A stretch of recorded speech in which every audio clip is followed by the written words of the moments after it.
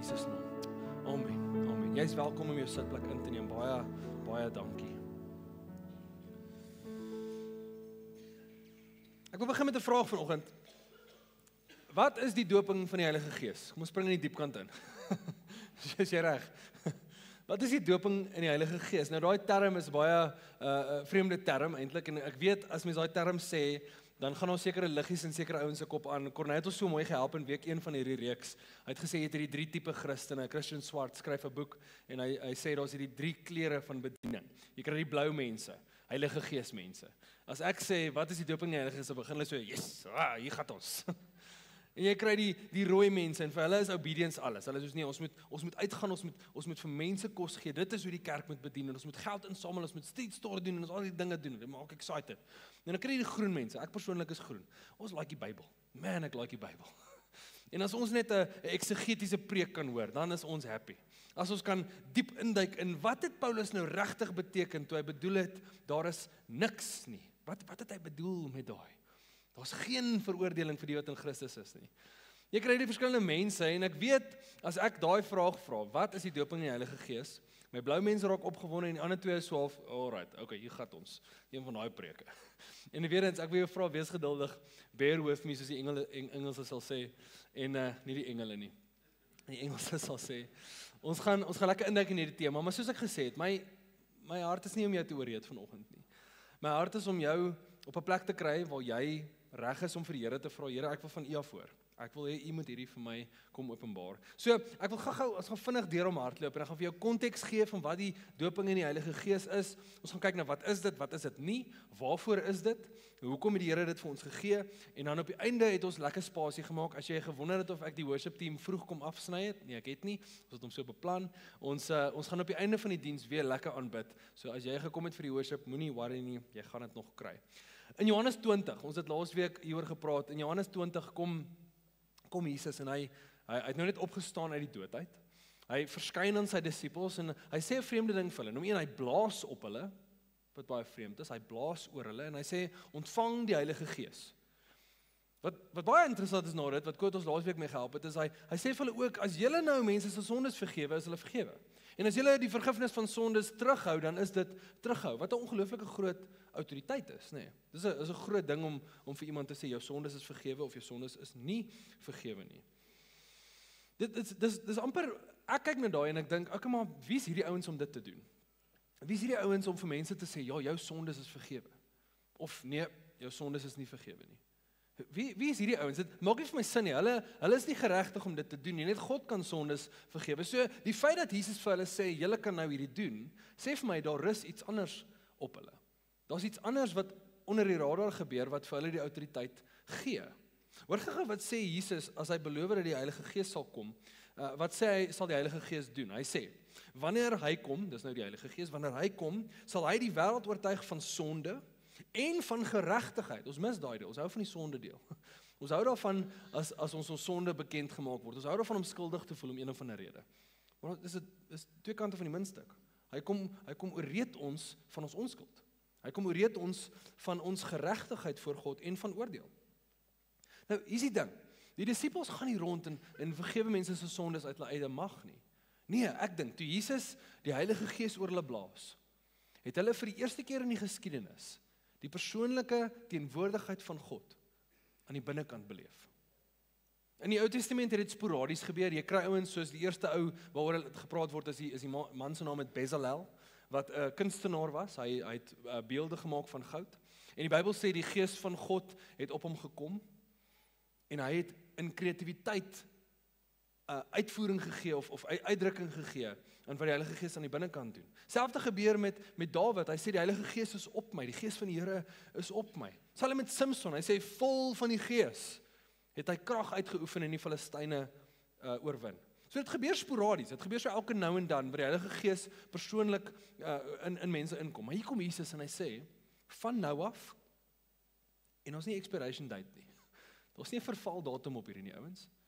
Van nou af as julle verklaar dat iemand se sondes vergewe is, dan is dit vergewe. Nou weer eens, wat kom doen die Heilige Gees? Hy kom ooreed ons van sonde en van geregtigheid. So dit sê vir my, die Heilige Gees wat in die disippels woon, is besig om daai wysheid te kom gee vir hulle, nie om te sê jou sondes is vergewe nie om sondes te vergewe nie, maar om die wysheid te hê om oor 'n lewe te kyk en te sê, die Here het jou sondes vergewe.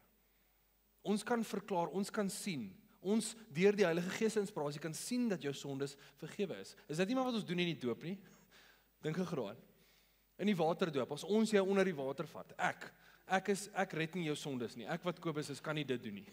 Judah Smith sê altyd, Jesus is really good at saving people, I'm not. Ek love dit. Ek kan nie jou sondes wegvat nie, en ek wat jou in 'n swembad onder water druk, vat ook nie jou sondes weg nie. Nee, Christus het aan 'n kruis gehang.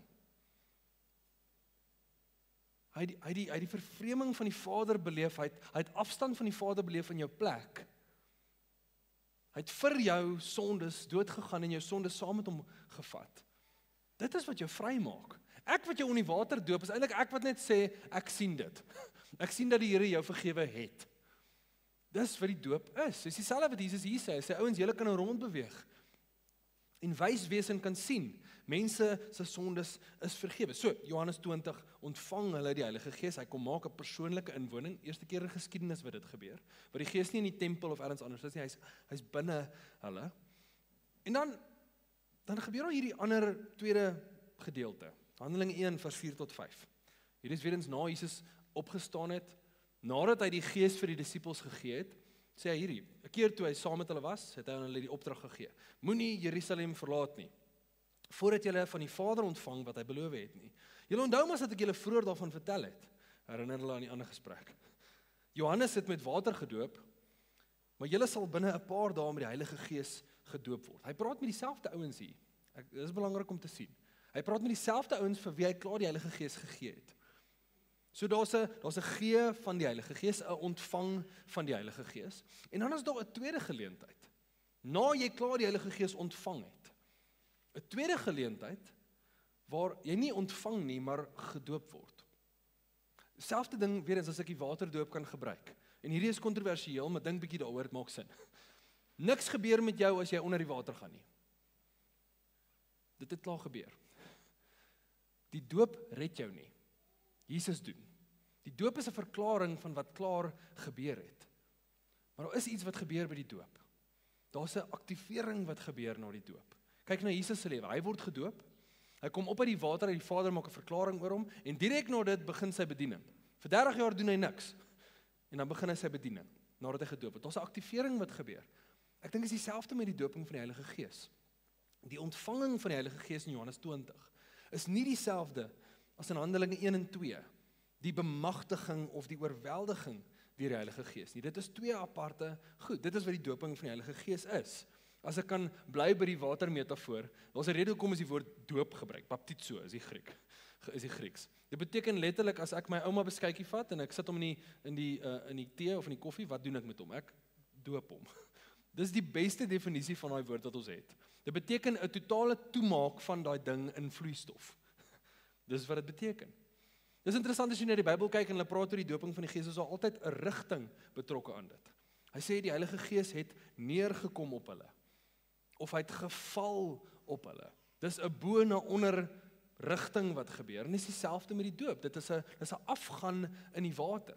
Die doping van die Heilige Gees, hier's wat jy moet hoor, is 'n onderdompeling, nie in water nie, maar in die Heilige Gees. Hoor gou wat sê Joseph Prince.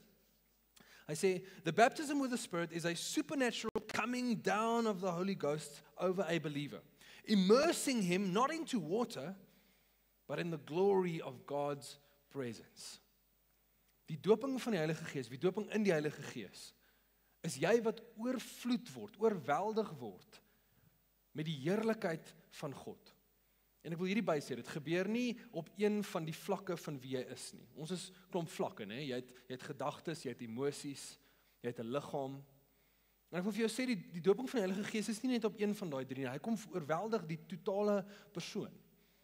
Hy kom doop die totale persoon, gedagtes, emosies en liggaam. Dis 'n holistiese ding wat met jou gebeur. En hier's die ander ding, dis nie net 'n een keer geleentheid nie. Ons kyk na van die karakters in Handelinge, ons lees van Petrus. Petrus word gedoop in die Gees in Handelinge 2. En dan gebeur dit weer in Handelinge 4. Selfde ding, presies dieselfde ding gebeur 2 keer. Jy kyk na Petrus, selfde ding, Petrus 2 en 4. Paulus word in Handelinge 9, hy word gered, hy word gedoop in die Gees. Hy gaan so rukkie aan, Handelinge 13 word hy weer gedoop in die Gees. Daar's ander karakters ook, ek bedoel die ou wat genoem is Stefanus, een van die eerste martelaars van die geloof. Handelinge 6 word hy gedoop met die Gees en hy bring getuienis. In Handelinge 7 word hy gestenig en die Gees van God kom weer oor hom. Hy word 2 keer gedoop met die Gees, dis 'n herhaalde event, dis 'n herhaalde geleentheid wat gebeur. Dis nie net 'n een keer ding nie. Dis iets wat oor en oor gebeur. Ek wil net hierdie sê voor ek aangaan, daar's soveel stryding oor die terminologie van hierdie, wat vir my interessant is. Ek dink ons het al hierdie verskillende terminologie oor wat is die doping van die Gees, en ek dink ons praat almal oor dieselfde ding. Die Bybel gebruik actually die terme ook, hy ruil hulle uit. Partykeer sê hy is gedoop met die Gees, ander keer sê hulle die Gees het op hulle geval, ander keer sê hulle is oorvloed deur die Gees, of hulle die Gees ontvang. Praat alles oor dieselfde geleentheid. Soos wat ek praat, jy sal hoor, ek ruil ook die woorde vreeslik om, ek doen dit opsetlik, dat ons amper 'n benchmark kan kry van waaroor ons praat.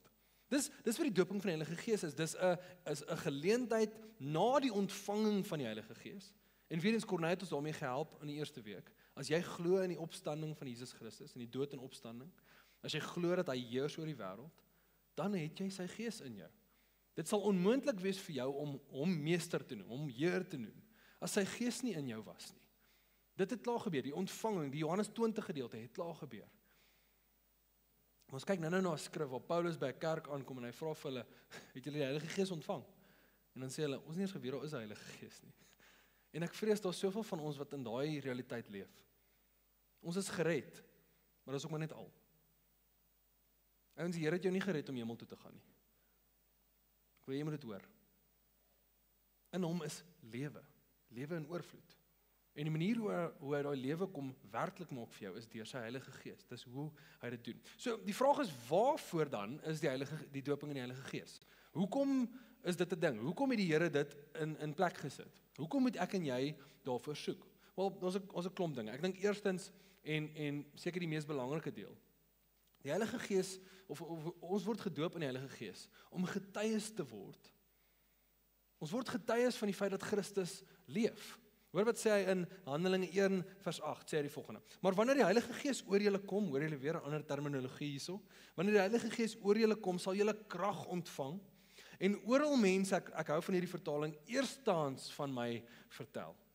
In Jerusalem, oor Judea, in Samaria en tot die uithoeke van die aarde. Ek en jy sit hier in Johannesburg, Suid-Afrika, as gevolg van die realiteit van hierdie skrif, dat die Heilige Gees oor die kerk gekom het.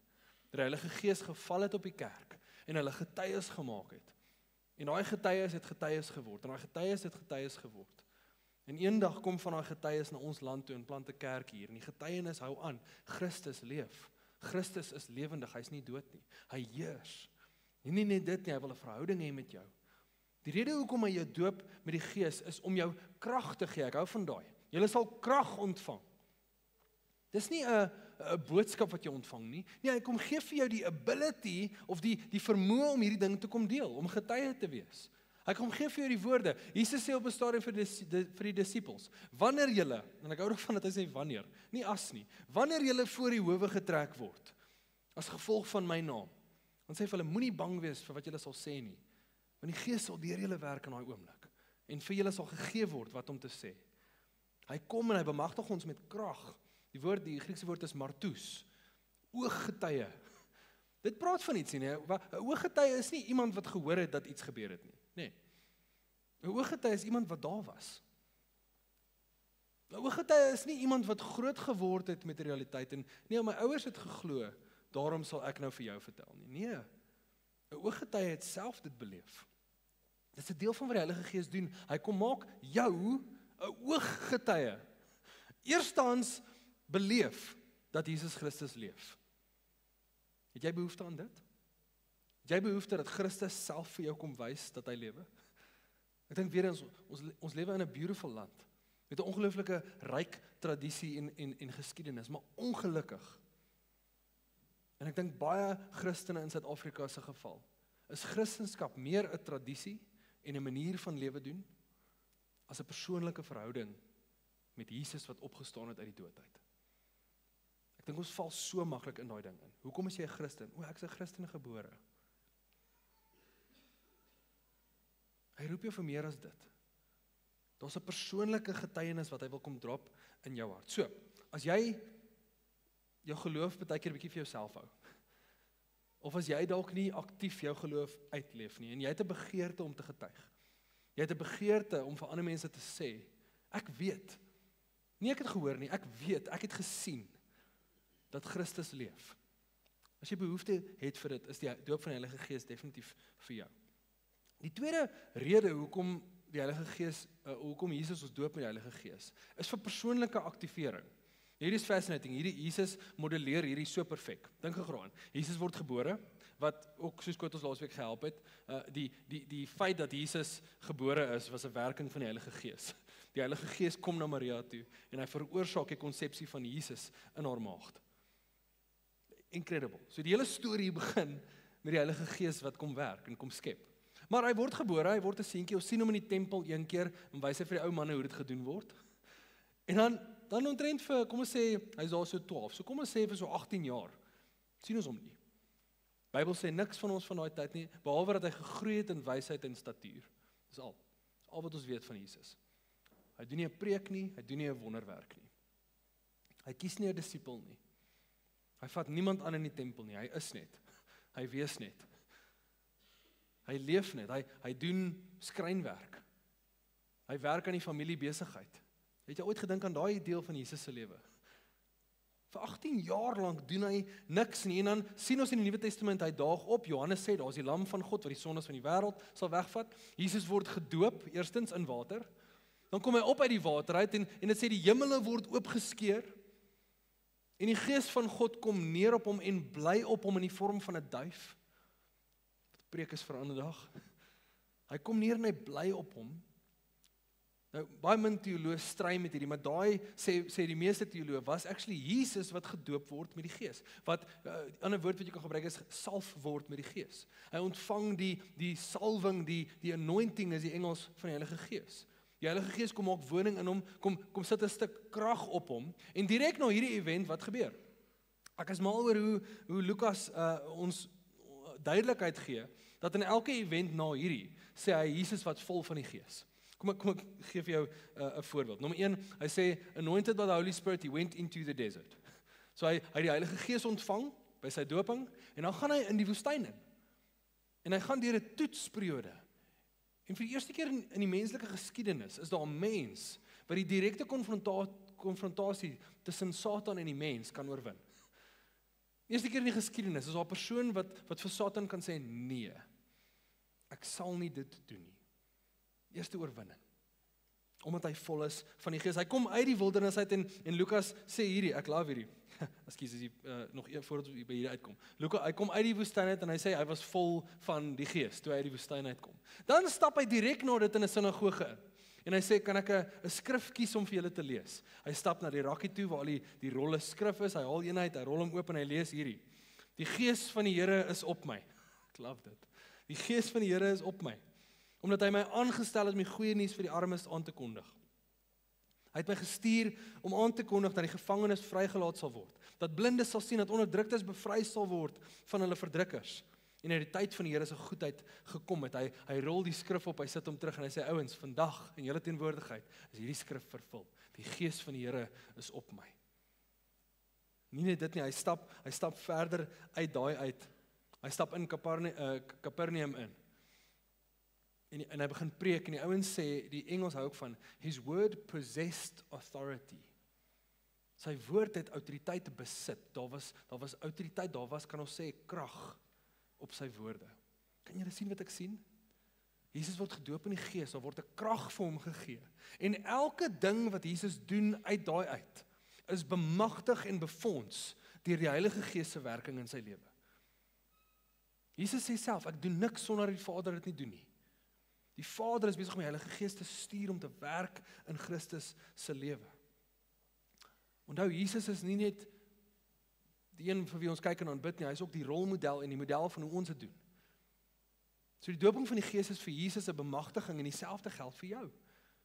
Dis 'n aktivering, hy word gedoop in die Gees en hy word aktiveer in bediening. Hy begin prakties uitleef, hy begin dinge doen. Hy sê op 'n stadium vir sy disippels, julle sien hierdie al hierdie dinge wat ek tot dusver gedoen het, julle gaan nog meer doen. Groter dinge sal julle doen as al hierdie. Wat het hy bedoel daarmee? Wat 'n stelling. Jesus, die ou wat dooies uit die dood uit opgewek het, sê julle ouens gaan meer doen. Hoekom? Want dieselfde Gees gaan op julle rus. En verder is dit, ek sal die sonde oorwin, dat daar nie meer 'n struikelblok sal wees nie. Ek is mal oor om te lees oor die woord is herlewings, revivals, van deur die eeue. Het gebeur gereeld, dit is eintlik 'n redelike gereelde event wat gebeur, phenomenon wat gebeur. J.I. Packer skryf daaroor en hy praat oor hierdie geleenthede, hy noem dit massa-dopings van die Heilige Gees. Waarom net massas mense kom in die Heilige Gees se oorweldiging of oorvloeding, vulling, doping, wat ook jy dit wil noem, beleef. Hulle almal beleef Jesus persoonlik en hy sê die produk van dit, wat dit te meebring, is mense wat God herontdek, mense wat terugkom na die Bybel toe, persoonlike gewoontes van gebed en aanbidding. Hy praat van geestelike gawes wat begin operate in die kerk. Hy praat van community wat groter word. Hy praat van uitreike wat ewe skielik floreer. Hy praat van 'n stuk verwagting wat lig dat die Here werk sal kom doen. Is dit nie wat Jesus doen nie? Is dit nie wat Jesus kom doen nie as hom 'n persoon sy persoonlike teenwoordigheid ervaar? En die Heilige Gees kom op daai persoon. Die Gees van krag kom bemagtig my om te kom werk soos wat hy gewerk het. Sal hierdie nie gebeur nie. Ek's mal daaroor. So, as jy 'n bietjie dood voel in jou geloof, as jy voel jou geloof het nie krag nie, as jy voel jy moet hard werk vir iets, as jy voel jy het nie 'n impak in jou wêreld nie, as jy voel jy kom nou maar net saam vir die ride, en sekere mense in jou lewe wat jy al gesien het, hulle kan bediening doen, hulle kan profeteer en in tale bid, en hulle kan uitreik na mense toe, maar dis nie vir my nie. Ek is een van daai elite Christene nie. As dit jy is en jy het 'n honger dat die Here jou kom aktiveer, wat ook al dit mag beteken, en wees versigtig, want dit is 'n gevaarlike ding om te bid, om te sê, Here, gebruik my.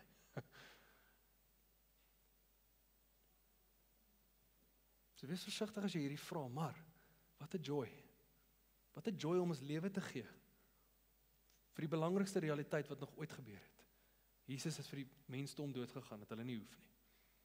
As dit jy is, dan is die doping van die Heilige Gees definitief vir jou. Die derde, en ek dink hierdie is vir my die mees persoonlike ene, is die Heilige Gees word uitgestort, of Jesus doop ons met die Heilige Gees, as 'n interne bewys dat Jesus lewendig is.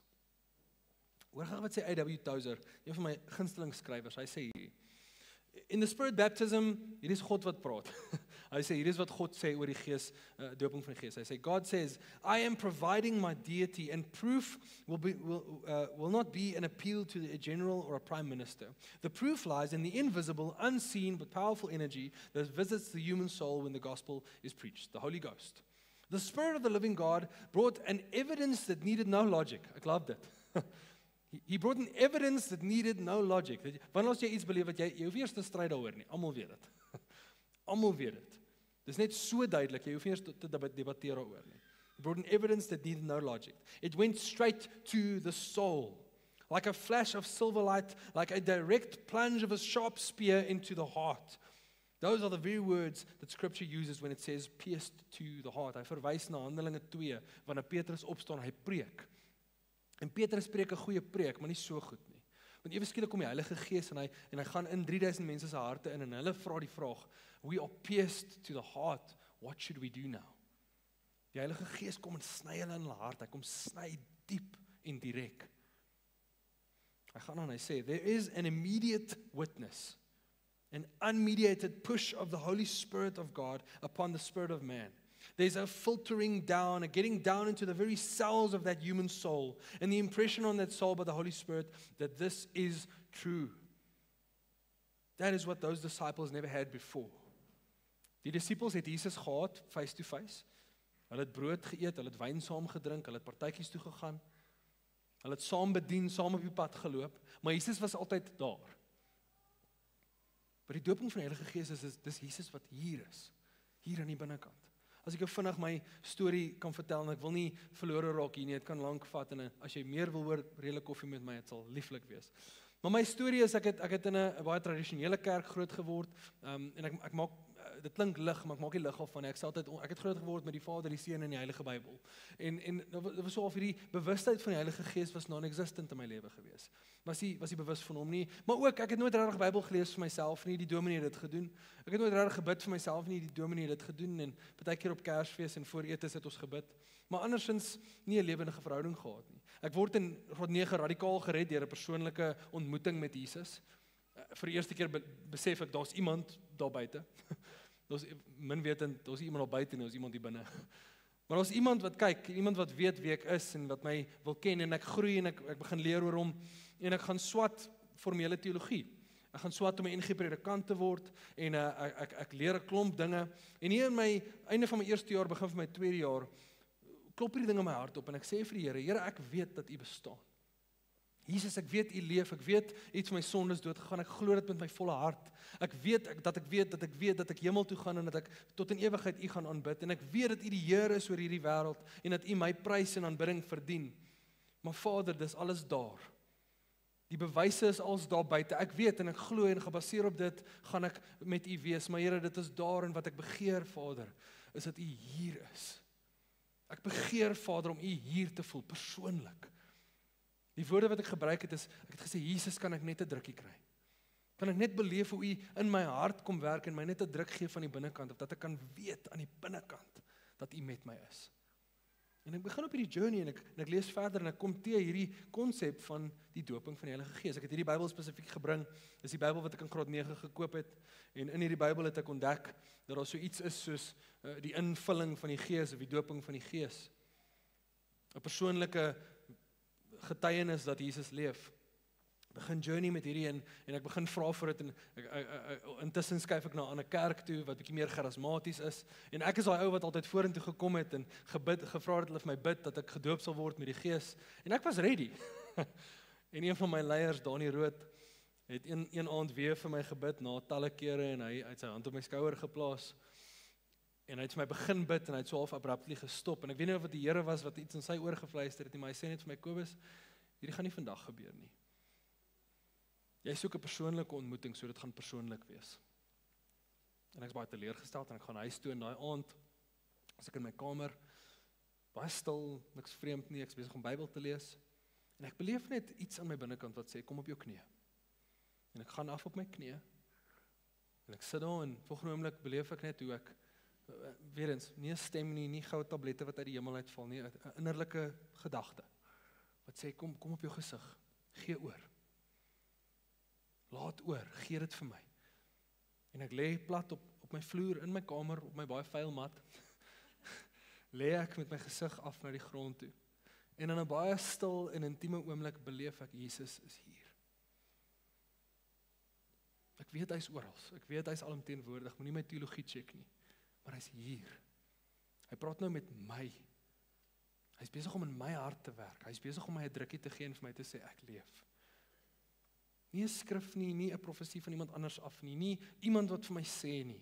Dit was so half die Thomas oomblik gewees. Ken jy die storie van Thomas? Jesus verskyn aan 10 disippels. Judas is nie meer daar nie. Thomas sê die Bybel spesifiek, Johannes 20 sê, en Thomas was nie daar nie. Jesus verskyn aan hulle almal sê, hy's lewendig. Hulle gaan na Thomas toe, hulle sê, hy lewe. En Thomas, ek is Thomas. Thomas sê, sure, as julle so sê, ek sal dit nie glo tot ek dit sien nie. En dan kom Jesus en hy enkel vir Thomas uit. En hy sê, Thomas, kyk, ek leef.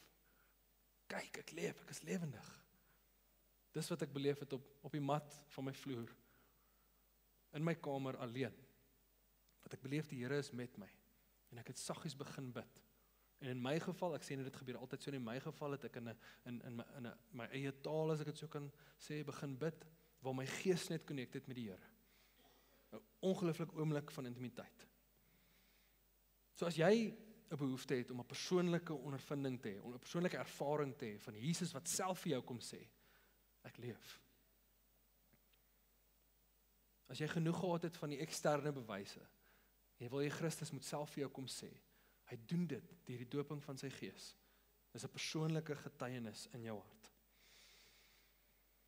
So die laaste ding waaroor ek wil praat, is ons gaan dit actually doen. Ek gaan vra die worship team my so lank join. Ons gaan 'n oomblik skep aan die einde van die diens waar ons gaan bid vir hierdie. En ek wil jou kom rustig maak. Hierdie is nie 'n vreemde ding nie. Ons sê nie vir die Gees wat om te doen nie. Ons skryf nie vir hom voor wat ons wil hê nie. Maar wanneer ons oopmaak en sê Heilige Gees kom werk, dan moet ons reg wees vir wat hy wil doen. So hoe doen ons dit? Hoe ontvang ek dit? Ek dink ons 'n paar dinge wat eers moet reg wees in jou hart. Nommer 1, ek dink daar moet 'n begeerte, 'n gereedheid en 'n bereidwilligheid wees vir wat hy wil doen. Hoor gou wat sê J.I. Packer, ek love hierdie. Hy sê the question presses and always will. What kind of degree of spiritual reality do we seek in the church routine? And how much or rather how little of the life and the power of God are we prepared to settle for? Is jy reg vir meer? Is jy reg vir groter koneksie? Is jy reg vir groter beweging van God in jou hart? Dit vra vir 'n postuur van afwagting. Ek het nie nou tyd om daarin te gaan nie, maar dalk is dit 'n goeie studie vir jou om te gaan doen. Gaan kyk gou 'n bietjie die koneksie tussen die postuur van reg wees of die postuur van die kerk wat wag op die Heilige Gees, wat bid en vas vir die Heilige Gees, en kyk die koneksie tussen dit en die actual beweging van die Heilige Gees. Ek dink die Bybel is baie duidelik daaroor dat hy kom wanneer ons hom vra om te kom. Hy beweeg, hy's hier, weer eens, hy wag nie in die foyer nie. Hy's die backstage en as ons hom nou uitroep dan kom hy nie. Hy's hier en hy's in jou hart. Jy kry nie meer van die Heilige Gees as jy gedoop word nie. Jy gee net jou lewe oor vir hom en laat toe dat hy deurspoel in elke area van jou lewe in. So is jy reg vir meer? Ons het 'n hartseer realiteit in Handelinge 2. Ons 'n beautiful ding wat gebeur. 3000 mense kom tot geloof. Maar ons 'n groepering mense wat daar staan en hoor hoe die disippels gedoop word in die Gees. Hoe hulle in verskillende tale bid. 120 disippels word gedoop in die Gees, Handelinge 2. 120 mense wat die persoonlike ervaring van Jesus kry. En as 'n expression daarvan begin hulle bid in tale. Nou weer eens as getuienis, want die tale wat hulle spreek is die tale van almal wat daar staan. Maar daar's 'n groepering mense wat daar staan om hulle. Wat dink hulle is dronk. Hulle hoor nie hulle eie taal nie, hulle hoor nie hoe getuig word van Jesus nie. Hulle dink hierdie is 'n show, hulle dink hierdie is 'n vertoning. Hulle dink dit is mass hysteria of groot dronkenskap. En dis die hartseer deel van Handelinge 2 is mense wat nie reg was of ontvanklik was vir die woord van God nie. Het dit nie gehoor nie. So ek dink dit vra van jou en my om met 'n stuk gereedheid te kom. Die woord proskineo wat die woord worship is in Grieks, beteken om my kop onder my hart te kry. Om my emosies bo my denke te plaas. Ek hou daarvan as ek worship, julle sal sien, ek staan baie keer so en vir my is dit 'n simbool van Here, ek maak my hart nou oop. Dis net 'n fisiese uitdrukking. Ek maak my hart oop, kom praat met my. Baie keer as ek in gebed is, dan sal ek my hande in so 'n koppie maak om te sê Vader, kom vloei in. Ek wil ontvang, asseblief kom gee vir my. Partykeer vat dit 'n beweging van my liggaam en my hart en my siel in check te kry. Partykeer vat dit vir my om op my fisiese knie te kom, om my hart op sy knie te kry. Wat ek van jou vra is, eerstens, is dat jy gereed kom. As daar nie 'n gereedheid of 'n gewilligheid in jou is dat die Heilige Gees in jou kom werk nie, hy gaan jou nie forceer nie. Openbaring praat van Jesus en hy sê, kyk, ek staan by die deur en ek klop. Dit sê nie, kyk, ek breek die deur in en ek kom in of jy my wil hê of nie. Onthou, die Gees van God is die Gees van Jesus. Hy gaan nie anders wees as die Seun nie. Dit bring my by die tweede ding wat ek dink ons moet reg wees. Ek dink al as jy hierdie soek, as jy die dooping van die Heilige Gees soek, moet daar 'n gereedheid in jou wees om te besef dat die Heilige Gees presies soos Jesus gaan wees. Jesus was nie vreesaanjaend nie. Dink aan. Hy het nooit by iemand gekom en hulle was bang vir hom nie. Inteendeel, hy was ongelooflik aantreklik vir mense gewees. Mense was aangetrokke tot hom gewees. Sondaars het na hom toe gekom. Sondige mense wat 'n verkeerde lewe lei, kon by hom wees. Ewen sy disippels was nie die greatste ouens gewees nie. Maar daar was iets in Jesus wat hulle gebring het. Dieselfde is waar van die Heilige Gees. Hy gaan nie jou, hoe kan ek dit sê? Hy gaan nie jou oorweldig op 'n manier wat vir jou gaan bang maak of vrees in jou injaag nie. Dis nie wat hy doen nie. Ons God is nie 'n God van vrees nie. Hy's 'n God van orde. Hy's 'n God van liefde. En as jy kom om hom te beleef, gaan dit nie vreemd wees, dit gaan nie misties wees nie. Jy gaan deel in wat dit is om te sien wat die Triniteit is. Jy gaan Jesus eerstehands beleef. So die tweede vereiste is 'n stuk gereedheid, dat die Gees presies soos die Seun gaan wees. En ek wil 'n derde enetjie ingooi wat nie my notas is nie. Dan moet 'n stuk oorgawe in jou hart wees. Dan moet iets in jou wees wat sê, ek is bereid om te laat gaan. As ek weer die voorbeeld van die doop kan gebruik, eintlik crazy dat mense ons vertrou om dit te doen. Jy ken my vir 'n paar weke en hier's 'n ou wat jou letterlik onder die water druk. Dink aan. Hoe weet jy gaan jou terug opbring? Ons grap altyd, dis regtig 'n grappie, maar as ons 'n ou doop en ons weet hy kom uit 'n rowwe agtergrond, dan sê ek vir hom, ek gaan net 'n paar sekondes langer onderhou as dit alright is. Net.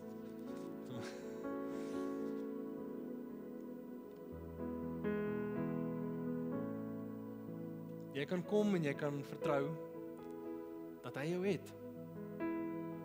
Jy kan laat gaan. Ek sien baie mense wat kom, as ons bid vir iemand om gedoop te word met die Gees, en staan hulle so en dan sê ek letterlik vir hulle sê, ontspan. Maak jou hande oop. Drop jou hande, wees ontspanne. Hy het jou. Hy het jou gemaak. Hy weet hoe werk jy. Hy het jou. So kan ons oorgee.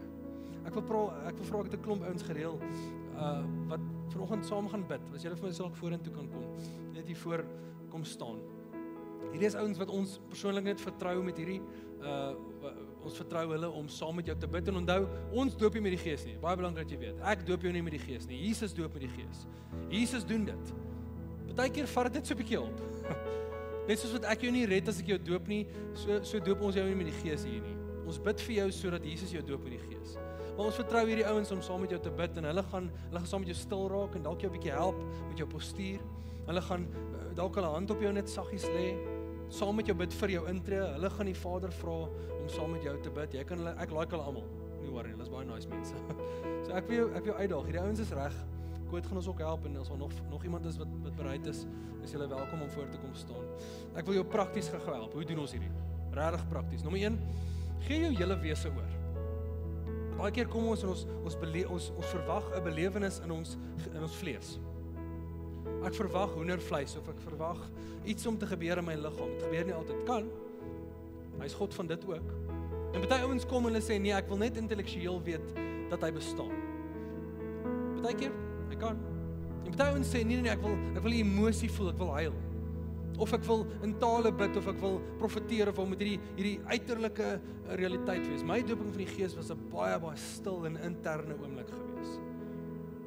Dit lei tot getuienis, maar dit kan 'n stil oomblik wees. So nommer 1, bring jou hele wese. Nee net dit nie, maar kry 'n bietjie jou liggaam onder beheer. As jy bid vir die Heilige Gees, maak oop fisies. Dit help. Dit help my gees om oop te maak. So nommer 1, bring jou hele wese. Nommer 2, vra. Beautiful skrif in Lukas 11 wat Jesus praat en ons sit hier op bumper sticker, ons sê vra en jy sal ontvang. Klop en vir jou sal oopgemaak word. Jy weet hy praat oor die Heilige Gees daar. Op die heel einde van daai skrif dan sê hy so, hoeveel meer sal julle Vader in die hemel nie die Heilige Gees vir julle gee nie. Gaan lees dit. Lukas 11. As ons vra, dan gee hy. Hy wil hierdie vir jou gee. Ons hoef nie te oortuig nie. Hy wil aan jou openbaar word. Hy wil vir jou kom wys wie hy is. Ons hoef hom nie te smeek nie, hy wil dit kom doen. So vra. En dit kan letterlik wees vir jou om te sê, Here Jesus, wil U nie my kom doop met die Heilige Gees nie? Bid dit en wag. Dis nommer 2, vra. Nommer 3, wees gehoorsaam. As hy iets doen, as jy iets beleef in jou, either in jou liggaam of jou gees of jou siel of in jou gedagtes of jou hart, wat ook al jy wil sê, as jy iets beleef en hy sê vir jou om iets te doen of jy beleef, jy wil op jou knieë gaan, doen dit. Wees gehoorsaam aan wat hy gebeur. Ek het gisteraand hierdie beleef, ek bid vir die diens en ek bid spesifiek, Here kom gee vir my woord vir individue. Asseblief Here, kom gee vir ons, daar's ons mense wat hierdie moet spesifiek hoor. En ek sit daar en weer die gedagte kom op, ek dink aan die vreemdste prentjie kom op. En ek skryf dit in my notaboek en ek maak vir my oë toe en ek sê, Here, dankie dat ek kan vertrou dat U my gedagtes beskerm in hierdie oomblik en dat die gedagtes nou van U af is en dat dit nie ek is nie. Weerens, hy is groot genoeg om dit te doen. Kan ons hom vertrou?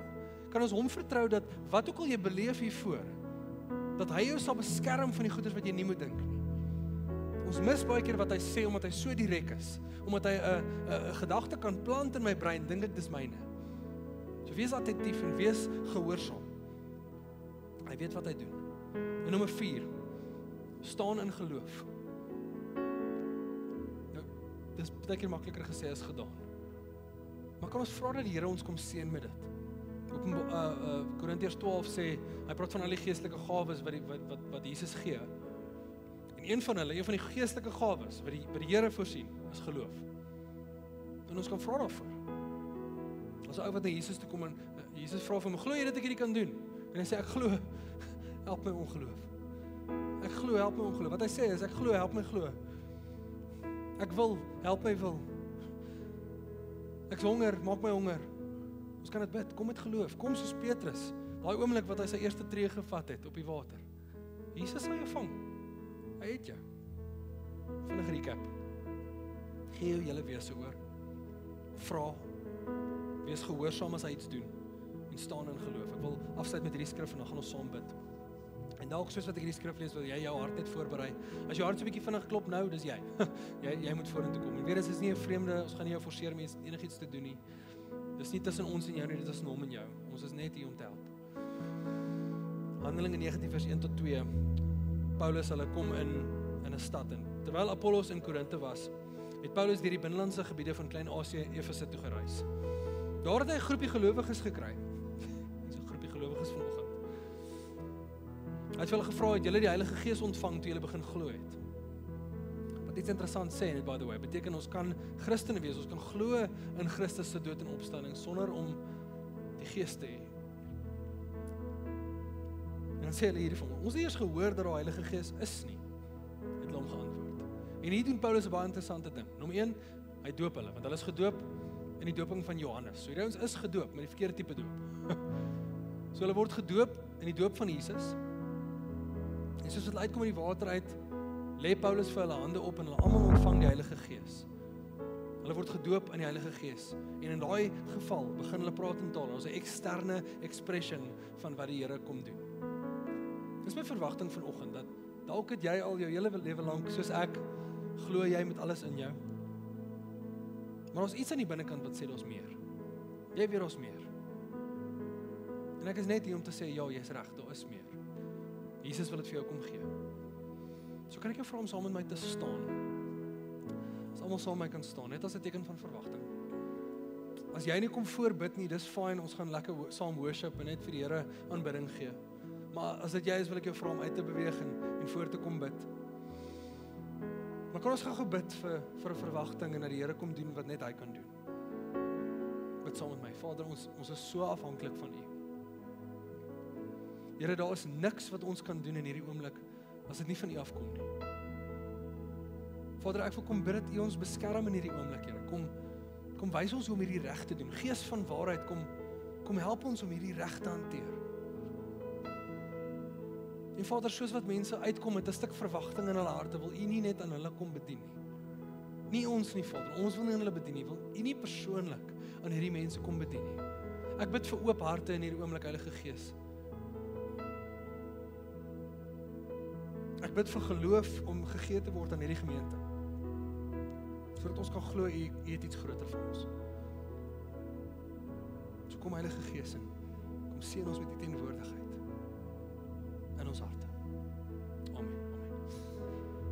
Jy is welkom om te bly staan en te worship, en as jy gebed nodig het, ons gaan vra dat die ligte afgesit word, net dat dit 'n bietjie privaat is vir jou. Hier is mense hier voor wat reg is om saam met jou te bid. Kom ons vra die Here om ons te ontmoet.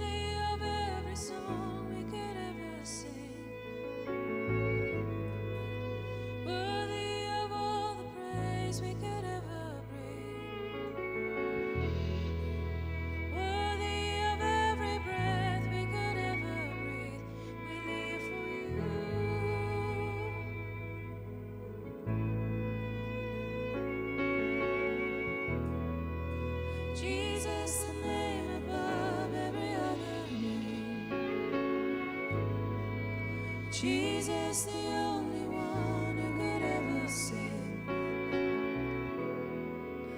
Worthy of every breath we could ever breathe, we live for you.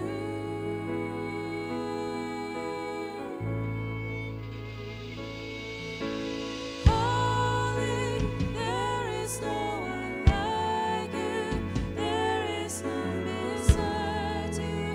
Open up my eyes in